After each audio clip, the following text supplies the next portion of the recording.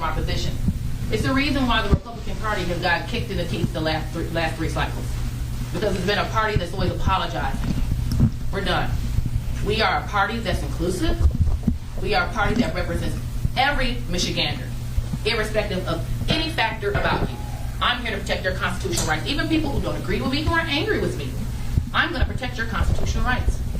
Because fundamentally, I don't care how you vote, even if you're a Democrat, I'm going to fight for your constitutional rights. Because those are given to us by God and our government. And that's what we're focused on. So you don't worry that a tweet like this may lose voters in the future? Absolutely. Madam Chair, just one more question. Don't you feel that there's a lack of sensitivity in the political discourse, and that we want to teach our children to disagree in a civil way, in a way that isn't offensive? And if there were some way of modifying that tweet to make it, yes, I understand you don't care if people are offended by it, but people are offended by it, and I think honest people, and maybe some of your friends that you with the tattoos on might be offended also. Don't you think it's important for us as adults and as great leaders to show a civil side to the political discourse? I disagree with the notion that it's not civil. Pointing to a historical event is not trivializing it. Now, if I'm trivializing a historical event is downplaying the realities of it, downplaying the abuse Jewish people and other people face from the hands of the Nazis, that actually is trivializing it. We're not downplaying it. We're saying, guys, this is real. And I think part of the problem in America, we have been so comfortable. We've been so comfortable for so long. The concept of an abusive government is just crazy talk. And again, history has shown us that we should take it seriously. One of the things that we have been working on very intentionally as a Republican Party is elevating the voices of immigrants. That is something that is a mission of mine, to elevate the voices of immigrants. You know, again, when I mentioned our video series, one of the women who participated in our video series from Cuba talked about how Castro kidnapped her father. That's a real fact. I'm not trivializing that by bringing it up. Or the people who lived in Czechoslovakia, former part of the USSR, how they were separated, and there were dogs that would guard the fences that they were stuck behind. That's not trivializing to bring it up. Talking about historical atrocities should never be viewed as trivializing them. So I'm actually concerned, to be honest with you, and I thank you for that question, I'm actually concerned the condition of America. That we're bothered by speaking of historical events. I argue that we as Americans view the simple nature of this comment and become soft. We become soft. Pointing to history is important. We learn from it. That way we don't make the mistakes again. Kind of like the adage of throwing a frog in boiling water or throwing a frog in cold water and turning up the heat. The heat is being turned up. But again, because Americans are so comfortable. If we look at the fall of civilizations, think back that Americans are so comfortable, I don't think we realize our civilization is in a state of decline. So I challenge everybody to study the fall of the Roman Empire. And if we don't stop, I'm afraid we won't be able to bring this back. Have you heard from any Republicans, like personally? I know we've seen tweets and statements. Have you heard from anyone within the Republican Party, or specifically talking to you, asking you to take it down, or having concerns about it, or have you had any people reaching out that are asking you to keep it up? I mean, the thing about it is, I have had no one contact me about wanting to take it down. The reality is that when we look at the condition of our state, people are more concerned with just the tweet. Because ultimately, people know my intent. I've been very clear what my intent is. As I said, I speak here as a descendant of slaves who, my family experienced government abuse. I mean, 3 of my 4 ancestors came north because of the Great Migration, escaping racial violence. So I'm just really not interested in someone trying to lecture me about being sensitive, okay, considering what happened to my ancestors. My point is this, is that we have so many other things to focus on, and these red flag laws are extremely concerning. We have the issue of Goshen building a battery factory when that company has sworn allegiance to the Chinese Communist Party, building a factory in our state. We have bigger issues to worry about than the tweet. And when we are spending our time on being offended by things like this, we're ignoring the real problems that, irrespective of political affiliation, religion, or anything else, are a threat to us all. I think Chairwoman, do you have any concerns about this impacting your ability to fundraise? I mean, I've talked to Republicans today who are people who would be fundraisers who are very upset about this tweet. And which of those? I don't think I'd be able to say all of their names, but I'm sure that if you looked on Twitter, you'd be able to see all of Those them. are people who didn't like me anyway. So I really don't care what they have to say. All But right. do you care about being able to make sure that your party has enough? Oh, of course. I never stated or implied that I didn't. Those were people who weren't going to support us anyways. So I'm not going to waste my time apologizing to people who have trivial reasons for disliking me. I mean, the fact of the matter, I really don't. I mean, I appreciate your question, so my comment is in no way to dismiss you, but I really don't care what they have to say.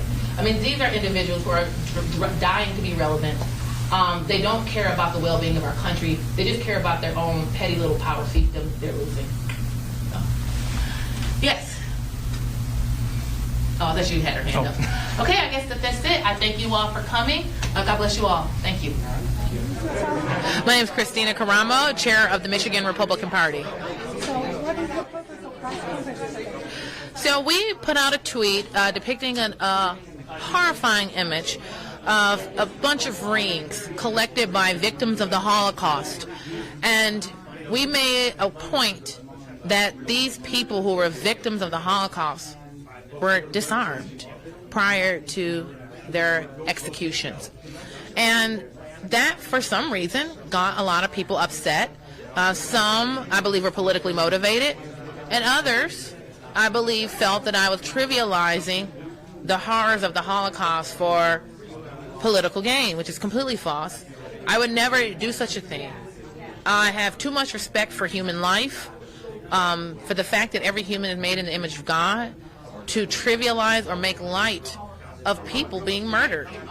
The point is that history has taught us that people who are vulnerable make easy victims for the government. And my entire point is that history has shown us that we need to protect the rights to keep and bear arms. And that's what the press conference is about, because the controversy to me was politically motivated by the Democrats and their allies to try to create a narrative that just simply didn't exist. Some people ask questions about people. Some people may get have the right to have them. Yeah, my goal is not to offend people, but I will never stop speaking truth because people choose to get offended. That's never my goal. I don't operate to try to upset or offend people, or make my goal is never to hurt people's feelings. It's not that I like for people to be upset, but I'm not going to stop speaking truth because someone is upset. God knows my heart. I never said anything disparaging. To me, to minimize the horrors of the Holocaust is trivializing it. Our point was to show the gravity of what happened and revealing the gravity of what can occur if citizens aren't armed is our entire point. What do you think is the importance of people still have the right of having guns to protect self-protection? And to your point, I said in my press conference, growing up around immigrants had a massive impact on me. And as I mentioned, we did a video project with 2 Chinese immigrants, a Cuban immigrant, and a couple from Czechoslovakia. And their stories were all about an abusive government and how they had to escape an abusive government. Then all of that has occurred. We've seen history within the past 100 years. How many people have come to America escaping an abusive government? So pointing to one historical event, you could change out the historical event.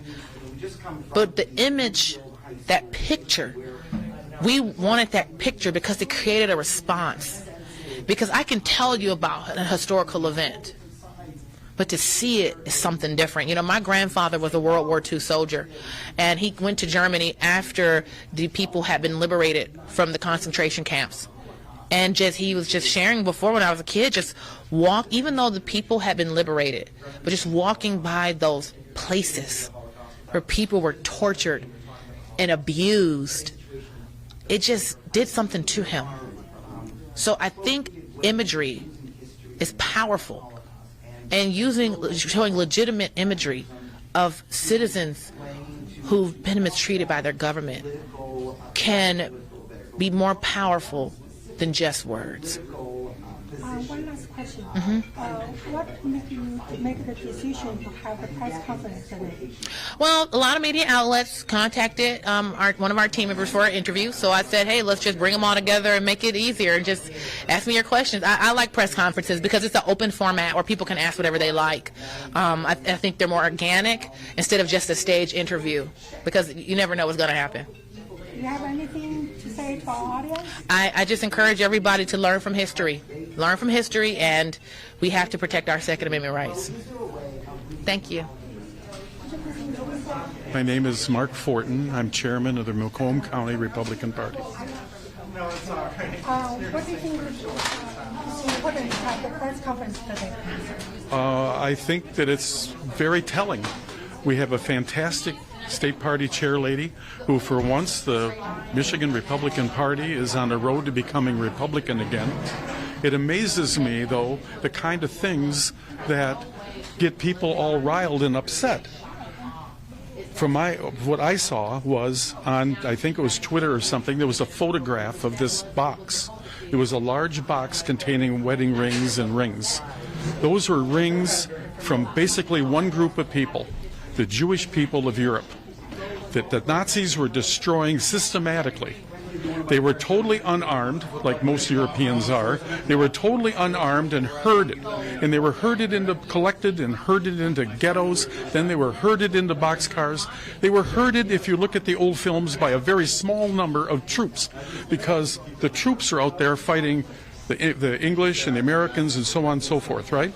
All they had was a handful of troops controlling thousands of people and murdering them in cold blood. This is history that repeats itself. We now have a communist Democrat Party. This communist Democrat Party in the state of Michigan is illegally pushing unconstitutional gun laws. The Constitution is clear, shall not be infringed. There's a definition to those words, shall not be infringed. They took an oath to defend that Constitution. They have violated their oath, and they are the criminals. They have committed a criminal act.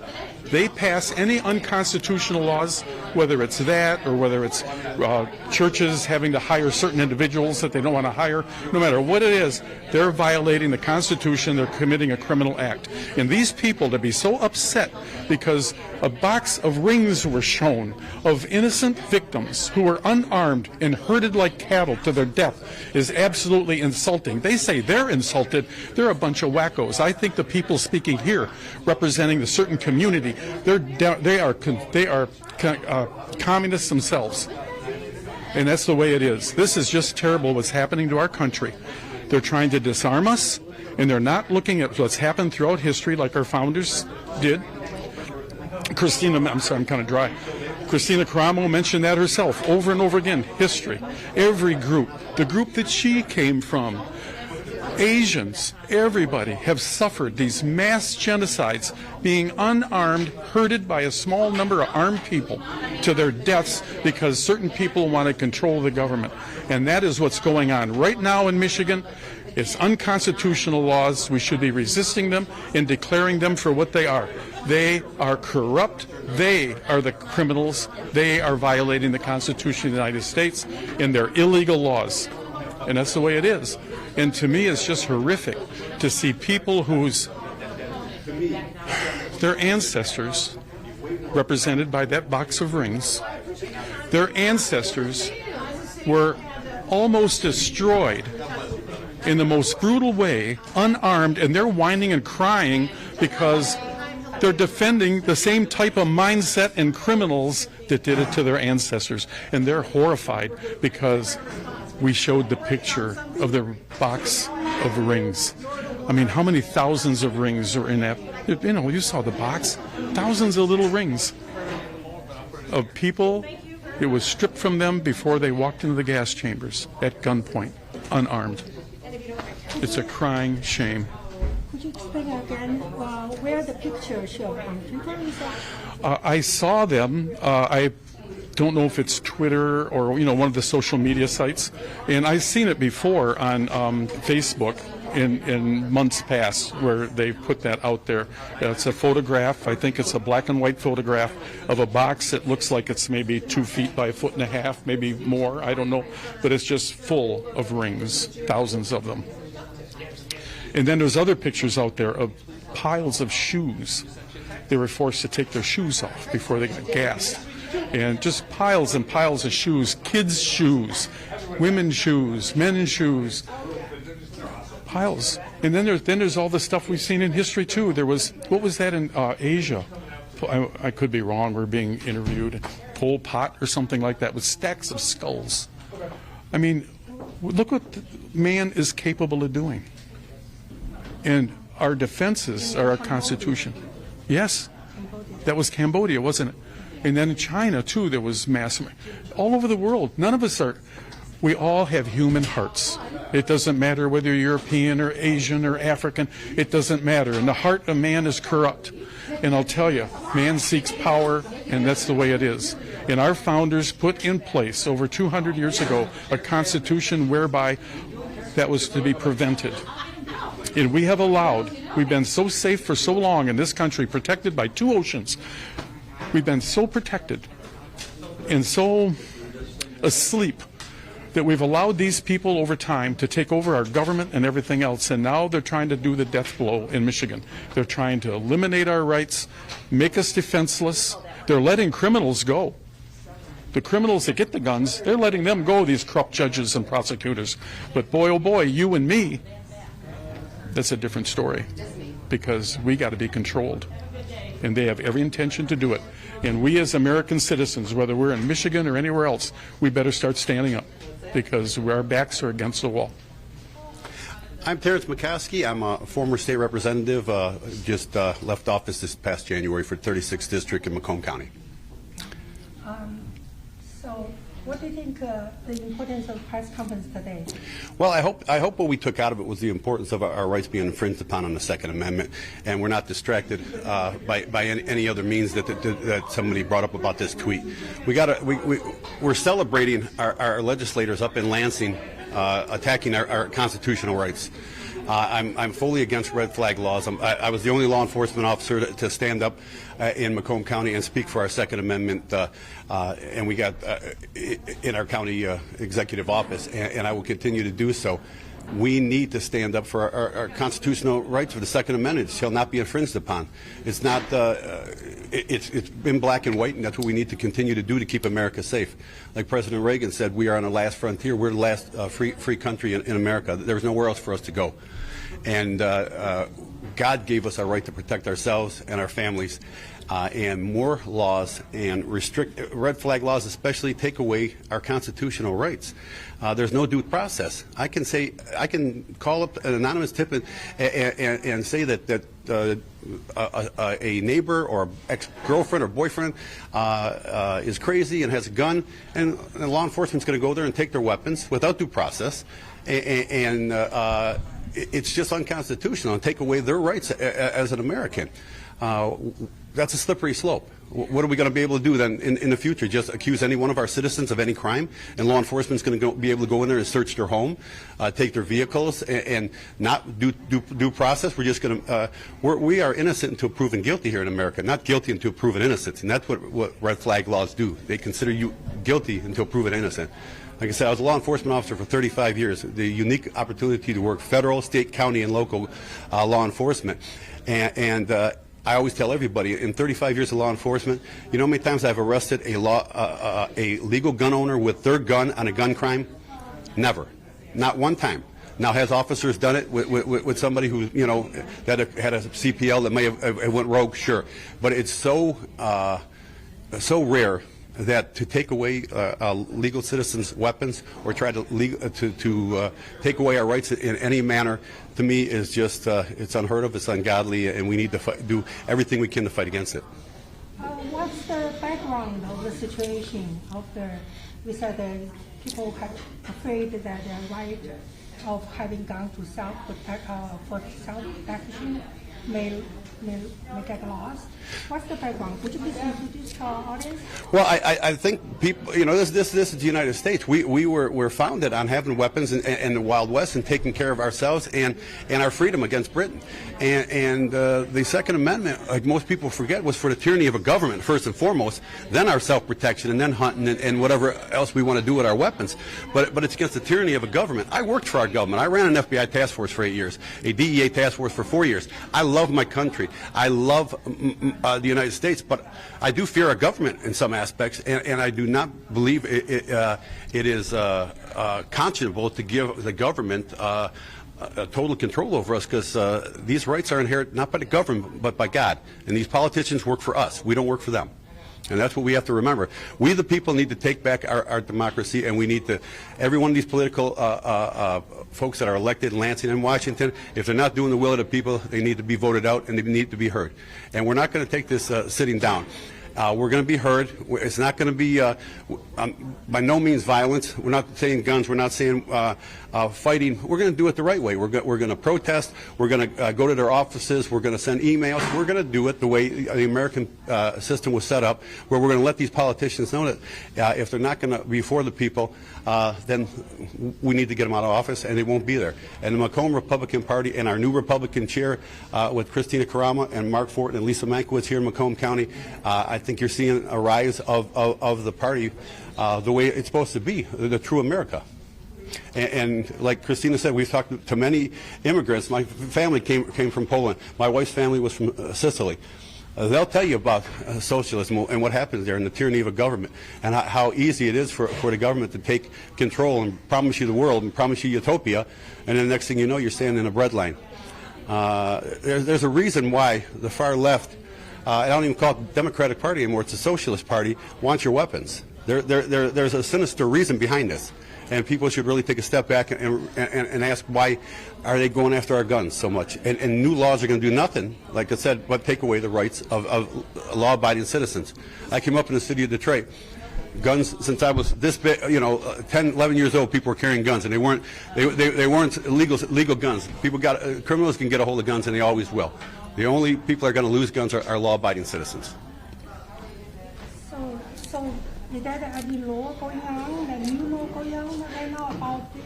Well, Lansing and the Democrats are pushing these laws, and we need to stand up and fight against them. The laws that they're trying to put forward are unconstitutional. Like I say, the politicians don't give us our rights. God does, and these people need to realize that, and they need to go to our Constitution, open up our Constitution, and realize our Second Amendment will not be infringed upon. And that's what the people got to let our politicians know. All right. Thank you so much. God bless. Thank you.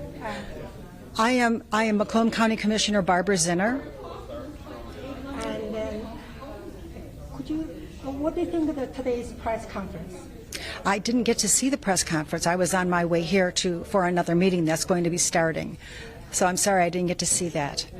So do you know that there's a law is going on that and this press conference can tell people about the right of Second Amendment? Yes. Would you please Yes. make some comment?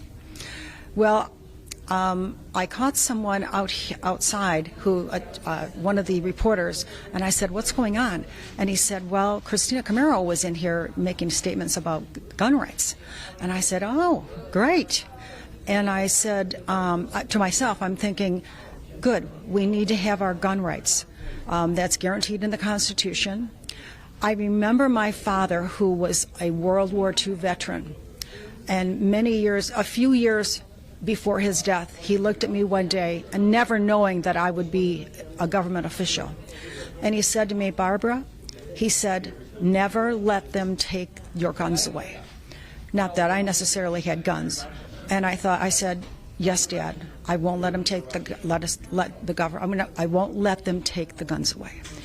Never knowing that I would ever be in a position, and I don't know that I'm in a position now to do that, but we can never, in the United States of America, let our guns be taken away, because the amendment says that we are to be able to fight any government or our government if it is a tyrannical government, we have to be able to keep our freedom. And the United States of America is to be a free society, a free country. And other countries have lost their rights, and we are not to lose our rights. And the people who want to take our guns away, and it's going to be a step process. I remember my father explaining what happened in Poland and in these other countries, and he said the tanks just drove up to their doors and said, got their list. They knew what the list was in their house for their guns, and they took them. And people say sometimes, well, what would they have against a tank? Well, we don't know, but we know what freedom means, and we can't lose our freedom. And Americans will not lose our freedom. We have to have it. Thank you very much.